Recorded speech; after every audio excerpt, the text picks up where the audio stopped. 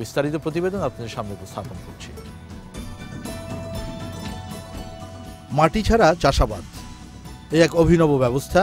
এর আগেও কৃষি দিবানিশ অনুষ্ঠানে আপনারা দেখেছেন পৃথিবীর অনেক দেশেই অত্যাধুনিক ও বিজ্ঞানসম্মত এই উপায়ে সবজি সহ বিভিন্ন ফসল আবাদ করা হচ্ছে। সবারই লক্ষ্য আর উদ্দেশ্য এক, তা হলো দিনের পর দিন আবাদি ক্ষেত কমে আসায় এই সময়েও খাদ্য ফসলের উৎপাদন স্বাভাবিক রাখা যায়। দর্শক লক্ষ্য করুন রঙিন এই ফল ফসলগুলো। আকর্ষণীয় রঙের ক্যাপসিকাম, শসা আর টমেটো দৃষ্টি কাটতে বাধ্য। বলা বাহুল্য, এখন যে কোনো ফল কিংবা সবজি ফসলের আকর্ষণীয় চেহারা একটি বড় ব্যাপার।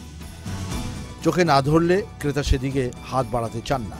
সেক্ষেত্রেই হাইড্রোফনিক পদ্ধতিতে আবাদ করা এই সবজিগুলো সবচেয়ে আগে ক্রেতাকে টানবে, এতে কোনো সন্দেহ নেই।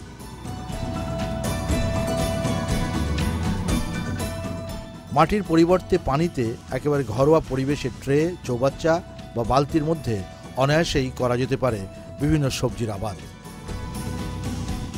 হতে পারে স্ট্রবেরির মতো ফলের আবাদও।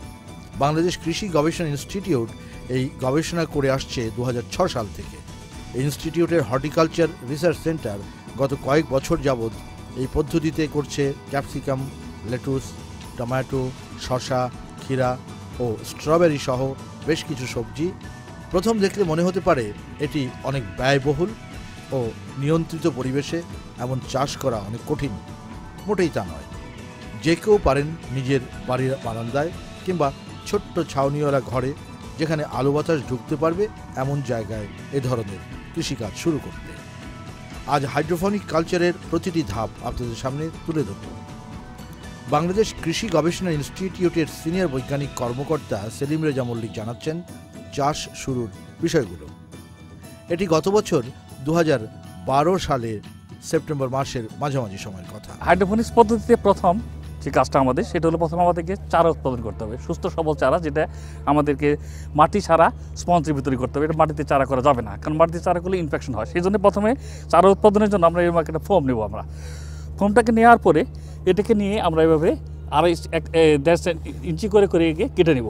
কেটে নেওয়ার পরে মাঝখানে একটা ছোট করে আস্তে আস্তে একটা করে ছিদ্র করব। কেটে নেওয়ার পরে তখন আমরা প্রতিটা ইয়ের মাঝে, এই মাঝখানে যে ছিদ্র থাকে তার মধ্যে একটা অথবা দুটো করে বীজ আমরা এভাবে এখানে দিব।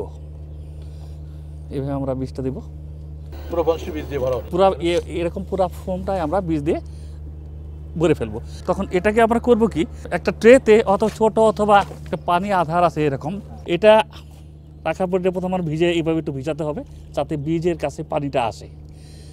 তারপরে 4 থেকে 5 দিন পরে যখন এটা চারা বেরিয়ে আসতে থাকবে, এই চারাটা বেরিয়ে আসবে, চারা যখন 2 পাতা অবস্থায় হবে, তখন এই পানির ভিতরে, যেহেতু ইনিশিয়ালি এর ভিতরে কোনো খাদ্য উপাদান নাই, এর ভিতরে তখন আমরা 1 লিটার পানিতে 10 ml A এবং B সলিউশন দিব। এটা চারার বয়স যখন, এই সলিউশন বাজারে কিনতে পাওয়া যায়, এই সলিউশনটা এখন বাজারে কিনতে পাওয়া যায়। তারপর চারা যখন একটু বড় হবে, ঠিক এই পর্যায়ে আসবে, এরকম 20 থেকে 25 দিন বয়সে চারা যখন হবে, এখন দেখা যায় নিচের দিকে শিকড়ও আসছে। এখন চারাটা একটা পূর্ণাঙ্গ সুস্থ চারা। এর মধ্যে থেকে আমরা তখন এইভাবে চারাটাকে আমরা আলাদা করে নিব। নেওয়ার পরে এটাকে ফোম সহ একটা বালতি অথবা ট্রে, যেখানে আমরা লাগাই না কেন, চাহিদা অনুযায়ী প্রতিস্থাপন করতে হবে।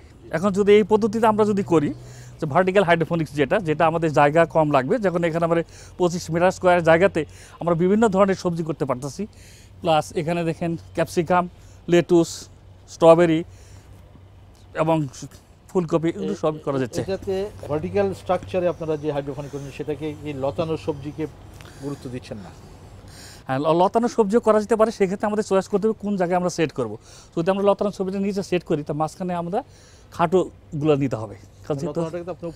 হ্যাঁ, লতানো সবজিটা ওখানে যদি নিচের দিকে আমরা এই জায়গায় সেট করি, সেক্ষেত্রে আমরা চয়েস করতেই পারি। তো আমরা যদি এখানে চারা দিই, আপনার ওই শশা দিই, তাহলে এখান থেকে শশা এখানে বেঁধে দিলেই আমরা এখানে এটা করতে পারবো। পরের ধাপটা লেটুস দিলাম, তারপরে ধাপটা আরও ছোটো গাছ। এভাবে ধাপ অনুযায়ী আমরা ইচ্ছে করলে একটা ফ্যামিলির কনজামশনের জন্য 6টা বিভিন্ন ধরনের ফসল অনায়াসে আমরা এই পদ্ধতিতে 120 লিটার পানিতে আমার 1.5 লিটার A এবং B দিতে হবে, যার দাম পড়বে আপনার 150 থেকে 50 টাকা। মানে আপনি যতটুকু ফসল পাচ্ছেন তার মূল্য হচ্ছে অনেক 3 গুণ। আমাদের প্রতিটা পাইপে প্রায় যে খরচ হচ্ছে আমার এবং প্রতিটা গাছের থেকে ক্যাপসিকামের আমার 1 কেজি করে ক্যাপসিকাম আসতেছে। এরকম 6টা গাছ যদি থাকে তো 6টা গাছ থেকে আমার 6 কেজি 6 কেজি ক্যাপসিকাম পাচ্ছি আমি। বাজার মূল্য আপনি ধরেন 100 টাকা কেজি ধরি যদি আমরা, তো 600 টাকা এক ক্যাপসিকামে একটা পাইপ থেকে পাচ্ছি আমি। ফরেজ একটা পাইপে আমার খরচ হচ্ছে আমার 50 থেকে 60 টাকা। তাহলে অ্যাভারেজ যদি 50 থেকে 60 টাকা করে ধরি, হ্যাঁ, তাহলে তিনটা ইসেতে আপনার 150 টাকা। 150 টাকা, 150 এখানে হচ্ছে 150 300 টাকা 300 টাকা আপনি প্রোডাকশন কষ্ট পড়বে করছেন। আর এই মাচাটা বানাতে কত খরচ হয়েছে? এই মাচা পাইপ সহ টোটাল সেট করতে আমার এখানে খরচ পড়ছে 4000 টাকা, 4000 টাকা, 4000 টাকা। তো 4000 টাকা আপনি এক মরশুমে তুলছেন কত হিসাব করেছেন?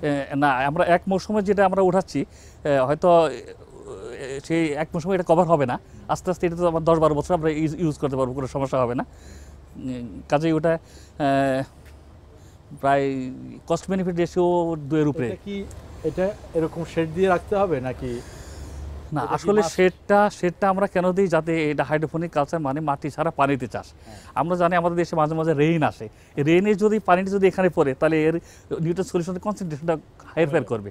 তাহলে একজন গৃহস্থ সে যদি শখ করে তাহলে তার বাড়ির উপরে সে এরকম একটি মাচা বসানোর পরেও তাকে একটা শেড করতে হবে। সে মানে যদি পলিথিন একটা শেড করতে হবে, অথবা যে জায়গায় বৃষ্টির পানি পড়ে না এমন একটা জায়গা যদি থাকে, বারান্দা যেসব জায়গাগুলো থাকে সেই সব জায়গাগুলো অনায়াসে, যেমন বালতি আছে, এগুলো দিয়ে ইজিলি করা যেতে পারে। বিশেষ করে আমাদের ছাদগুলো আমরা এইভাবে ভার্টিক্যাল পদ্ধতিতে করলে ফ্যামিলি কনজাম্পশনের জন্য আমাদের বেশ এনাফ। হ্যাঁ, এভাবেই গাছ পুষ্টি সমৃদ্ধ পানিতে বেড়ে উঠছে। উপরে গাছ যেমন বেড়ে ওঠে, একইভাবে নিচে বাড়তে থাকে তার শেকড়। একটি পরিপূর্ণ গাছের শেকড় নিচে অনেক দূরে ছড়িয়ে পড়ে। দর্শক, এটি হাইড্রোপনিক পদ্ধতিতে রোপণ করা সবজি গাছের একটি মাঝামাঝি পর্যায়ে 2012 সালের 12 নভেম্বর।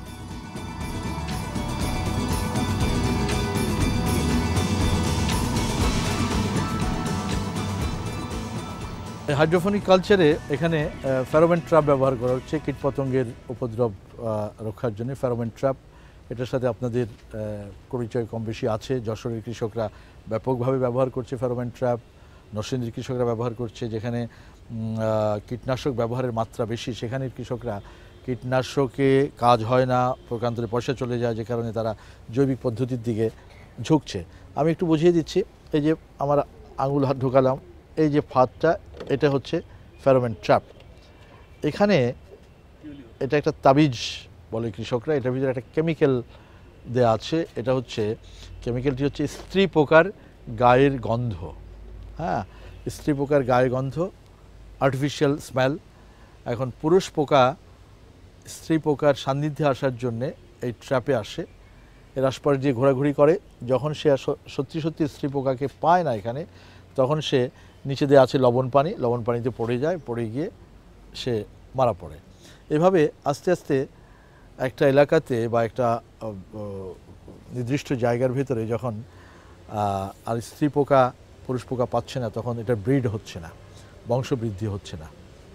এতে করে একটা পর্যায়ে এসে ওই এলাকা থেকে